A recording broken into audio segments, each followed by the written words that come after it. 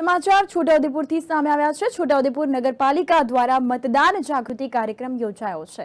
લોકસભા સામાન્ય ચૂંટણી 2024 અન્વયે છોટાઉદેપુર જિલ્લામાં જિલ્લા ચૂંટણી અધિકારી અનિલ ધામેલિયાના માર્ગદર્શન હેઠળ મતદાન જાગૃતિ અર્થે વિવિધ મતદાન જાગૃતિ કાર્યક્રમો યોજવામાં આવી રહ્યા છે।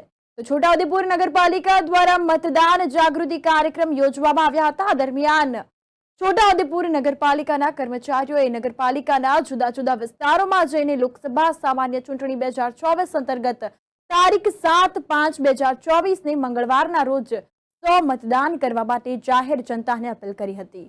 આ ઉપરાંત લોકોને અચૂક મતદાન કરવા માટેના શપથ લેવડાવવામાં આવ્યા હતા। છોટાઉદેપુર નગરપાલિકા દ્વારા જાગૃતિ મતદાન કાર્યક્રમ યોજાયો છે। લોકસભા ચૂંટણી 2024 ને હવે ગણતરીના દિવસો જ બાકી રહ્યા છે। તો છોટાઉદેપુર જિલ્લામાં જિલ્લા ચૂંટણી અધિકારી અનિલ ધામેલિયાના માર્ગદર્શન હેઠળ મતદાન જાગૃતિ અર્થે વિવિધ મતદાન જાગૃતિ કાર્યક્રમો યોજવામાં આવ્યા છે। નગરપાલિકા દ્વારા મતદાન જાગૃતિ કાર્યક્રમનું આયોજન કરવામાં આવ્યું છે। નગરપાલિકાના જુદા જુદા વિસ્તારમાં જઈને લોકસભા ચૂંટણી 2024ના અંતર્ગત 7/5/2024 મંગળવારના રોજ મતદાન કરવા માટે જનતાને અપીલ કરવામાં આવી છે અને અચૂક મતદાન કરવા માટેના શપથ જનતાને લેવડાવવામાં આવ્યા છે।